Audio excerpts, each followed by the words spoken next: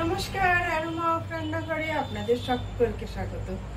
আজকে সুজি দিয়ে ইডলি বানাবো। ইনস্ট্যান্ট ইডলি খুব তাড়াতাড়ি হয়ে যায়, আর সবচেয়ে বড় ব্যাপার হলো আপনারা এটাকে স্টোর করে রাখতে পারবেন। 1 মাস আরামসে থেকে যাবে। সকালে উঠেই অত চাল ডাল ভেজানোর কোনো ঝামেলা নেই, কিচ্ছু নেই। যখন ইচ্ছে খুশি ইডলি বানিয়ে খেতে পারবেন। চলুন শুরু করি আজকের রেসিপি।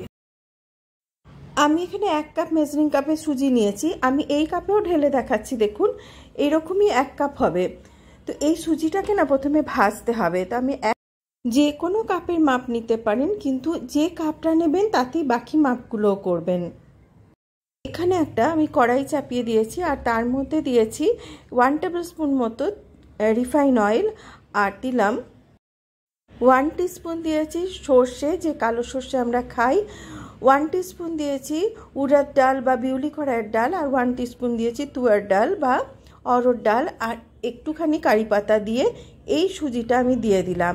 এই প্রত্যেকটা জিনিসকে খুব ভালোভাবে ভেজে নিতে হবে। একটু খেয়াল রাখবেন যেন সুজির কালার খুব বেশি চেঞ্জ না হয়ে যায়। জাস্ট সুজিটা হালকা রোস্ট হবে, ওই পর্যন্তই ভাজতে হবে। আর এই ভাজার সময় একটুখানি কুচনো কাজু বাদাম দিয়ে দিলাম, তো মুখে যখন পড়বে না খেতে খুব ভালো লাগবে।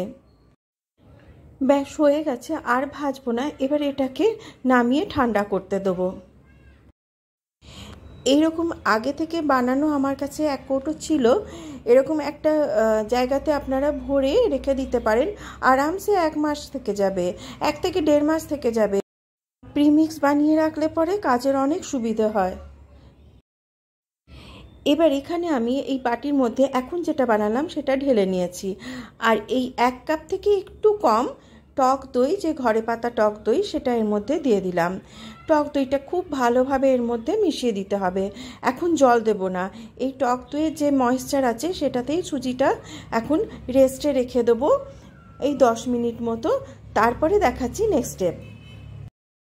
এটা মিনিট 10 মতো রেস্টে থাক, ততক্ষণ আমি একটা চাটনি বানিয়ে নিচ্ছি। চাটনির জন্য নিয়েছি এখানে মিডিয়াম সাইজের 2টো টমেটো, 7 থেকে 8টা রসুন, আর কাঁচা লঙ্কা।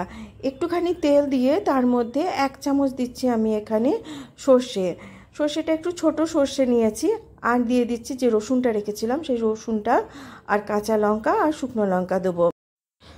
রসুন, কাঁচা লঙ্কা আর শুকনো লঙ্কা 3টে একটু জাস্ট ভাজা ভাজা করবেন, তারপরে ওই টমেটোটা দিয়ে দেবেন। এবারে আমি এর মধ্যে টমেটোটা দিয়ে দিচ্ছি, আর দিয়ে দিচ্ছি সামান্য একটু হলুদ আর স্বাদ মতো নুন দিয়ে এটাকে কিন্তু কম আছে খুব ভালোভাবে ভেজে নিতে হবে, যতক্ষণ না পর্যন্ত টমেটোটা বেশ একটু নরম হয়ে আসছে। তারপরে পুরো ঠান্ডা করে মিক্সিতে পিষবো। দেখুন টমেটো প্রায় ভাজা ভাজা হয়ে এসছে, আস্তে আস্তে গলতে শুরু করে দিয়েছে। ব্যাস, আর খুব বেশিক্ষণ ভাজার দরকার নেই। এবার এটাকে একটা এরকম মিক্সিং জারে নিয়ে নিয়েছি, আর এর মধ্যে দিয়ে দিলাম এমনি যে বাদাম আমরা খাই সেই বাদাম 2-3 চামচ মতন, খোসা ছাড়ানো বাদাম আমি দিয়ে দিচ্ছি। এতে কি হবে, এই যে চাটনিটা হবে না, বেশ ঘন হবে। ব্যাস, এবার এটাকে খুব ভালোভাবে পিষে নেব। এই দেখুন চাটনিটা পেশা হয়ে গেছে, আর এর মধ্যে দেবো এবার একটা তড়কার জন্য এখানে আমি হাতা গরম করেছি, আর দিয়ে দিচ্ছি 1 টেবিল স্পুন তেল, রিফাইন অয়েল, আর তার মধ্যে দিচ্ছি একটা শুকনো লঙ্কা, 1 চামচ দিলাম কালো সর্ষে, একটু কারি পাতা, সামান্য একটু হিং, আর একটুখানি কাজু বাদাম আমি কুচিয়ে রেখেছিলাম, সেই কাজু বাদামটা দিয়ে দিচ্ছি। এটা দিলে কিন্তু টেস্টটা অনেক বেশি বেড়ে যাবে। এবার এটা এর মধ্যে ঢেলে দিন। ব্যাস, আপনাদের চাটনি রেডি। দেখুন কি সুন্দর লাগছে, আর খেতে দারুণ হয়। এদিকে দেখুন, আমি বলেছিলাম না যে স্ট্যান্ড ছাড়াও আপনারা ইডলি বানাতে পারবেন।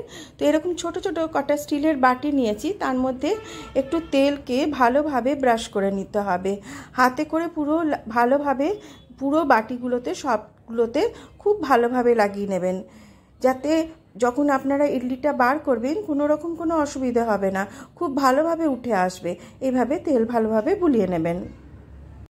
বাটিগুলোতে এখানে আমি তেল লাগিয়ে নিয়েছি, আর একটা ইডলি স্ট্যান্ড আছে আমার কাছে, ওর মধ্যেও আমি একটুখানি তেল লাগিয়ে নিচ্ছি। যদি ইডলি স্ট্যান্ড থাকে তাহলে তো খুব ভালো, না থাকলেও আপনারা এরকম বাটিতে, স্টিলের বাটিতেই ইডলি বানাতে পারবেন। আমি স্ট্যান্ডগুলোতেও সবগুলোতে খুব ভালোভাবে তেল ব্রাশ করে নিচ্ছি। ব্যাস, এবার চলে যাচ্ছি নেক্সট স্টেপে। এবার দেখুন, এই যে ব্যাটারটা যেটা আমি বানিয়ে রেখেছিলাম সেটা কিন্তু বেশ ঘন আছে, মানে দই শোক করে নিয়েছে পুরো ওই সুজিটা, ভালোভাবে ফুলে গেছে। আর এর মধ্যে মেশাতে হবে এবারে একটু নুন। আর এই ব্যাটারটা এতটা গাঢ় রাখলে কিন্তু ইডলি ভালো হবে না, এটাতে আমি সামান্য করে জল মেশাবো।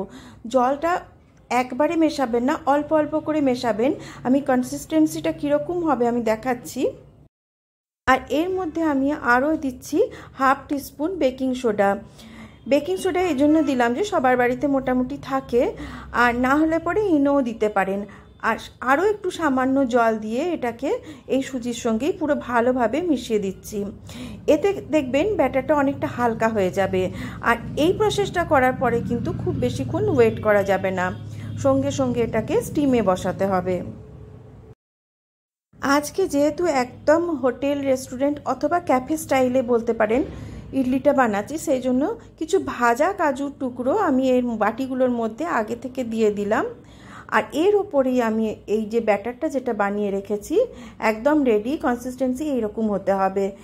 এই কনসিস্টেন্সি রাখবেন, তাহলে পরে কিন্তু ইডলি খুব ভালো হবে। এর মধ্যে দিয়ে দিলাম, 1 হাতা করে দিচ্ছি, আপনারা চাইলে আর একটু বেশি করেও দিতে পারেন। বাটি যতটা উঁচু হবে তার থেকে একটু খালি রাখবেন, কেননা এটা তো একটু ফুলবে, সেই জায়গাটুকু কিন্তু রাখতে হবে। এবারে একই প্রসেসে আমি এই স্ট্যান্ডের মধ্যেও একটা করে কাজু আর ওই ব্যাটার একটু একটু করে দিয়ে দিচ্ছি। দেখুন, আমি এখানে স্ট্যান্ডে আর বাটিতে প্রায় সবগুলোতেই একসঙ্গে রেডি করে নিয়েছি। আর ওদিকে কিছুটা জল গরম করতে দিয়েছি এই যে কড়াইয়ের মধ্যে, আর একটা স্ট্যান্ড রেখে দিয়েছি। এই স্ট্যান্ডের উপরে এবারে প্রথমে এই বাটিগুলো বসিয়ে দিচ্ছি। এটা হচ্ছে স্ট্যান্ড ছাড়া ইডলি, মানে আপনারা যে কোনো এরকম একটা স্ট্যান্ডের ওপরে এইরকম বাটিগুলোকে বসিয়ে ঢাকা দিয়ে দেবেন। প্রায় 8 থেকে 10 মিনিট মতো লাগবে, দেখবেন ইডলি একদম রেডি হয়ে গেছে। আর ওইদিকে যেটা কড়াইটাতে আমি স্ট্যান্ডটা রেখেছি, এই স্ট্যান্ডেও এইভাবেও বানাতে পারেন, এভাবে ঢাকা দিয়ে দিয়েছি। এটাও এই 8 থেকে 10 মিনিট মতনই লাগবে। আমি এখন আপনাদের 8 মিনিট পরে দেখাচ্ছি, ঢাকাটা তুলে দেখাচ্ছি। এই যে এই স্টিকটার মধ্যে যদি কোনো কিছু না লাগে তাহলে জানবেন আপনাদের একদম ইডলি হয়ে গেছে, একদম পারফেক্ট হয়েছে। এই যে কিচ্ছু লাগছে না, দেখুন। সেম প্রসেসে স্ট্যান্ডার্ডটাও চেক করে নেব। স্ট্যান্ডার্ডটাও হয়ে গেছে, এই দেখুন একদম পারফেক্ট হয়েছে। ব্যাস, এবার একটু ঠান্ডা করে তারপরে পরিবেশন করব। দেখুন, এখানে আমি পাখার হাওয়ায় রেখে দিয়েছিলাম, ঠান্ডা হয়ে গেছে। আমি এটা এবার ডিমোল্ড করে দেখাচ্ছি। প্রথমে একটা চামচের উল্টো সাইডটা দিয়ে এরকম কেকের যেরকম আমরা ছাড়াই সেরকমভাবে ছাড়িয়ে নেবেন, দেখবেন খুব সহজে উঠে আসছে। এই দেখুন কি সুন্দর উঠে এলো, আর একদম নরম তুলতুলে, আর বাটিতেও কিচ্ছু লাগবে না। আপনারা দেখবেন দারুণ সুন্দর হয়। এই দেখুন, বাটিতে কিচ্ছু লেগে নেই। আর স্ট্যান্ডার্ডটাও খুব সুন্দরভাবে ছেড়ে আসবে, কেননা একটু তেল লাগিয়ে রাখলে পরে খুব সহজেই ছেড়ে যায়। এই দেখুন, এইভাবে একদিন সুজির ইডলি বানিয়ে দেখুন, দারুণ সুন্দর খেতে হয়। আর সবচেয়ে বড় কথা হলো খুব হালকা হয়, যে কোনো সময় লাঞ্চে, ব্রেকফাস্টে, এমনকি ডিনারেও এই গরমের মধ্যে খেতে পারেন, দারুণ সুন্দর হয়। আর তার সঙ্গে এরকম একটা চাটনি। রেসিপি কীরকম লাগলো আমাকে অবশ্যই কমেন্ট বক্সে জানাবেন। যদি রেসিপি ভালো লেগে থাকে তাহলে প্লিজ একটা লাইক, শেয়ার আর সাবস্ক্রাইব করবেন। আর যে সমস্ত দর্শক বন্ধু ফেসবুক পেজ থেকে এই রেসিপি দেখছেন তাদের কাছেও অনুরোধ রইল, প্লিজ পেজটাকে ফলো করবেন। অনেক অনেক ধন্যবাদ সঙ্গে থাকার জন্য। সবাই খুব ভালো থাকবেন আর সুস্থ থাকবেন। আবার দেখা হবে আর একটা নতুন রেসিপি নিয়ে। Till then, bye by.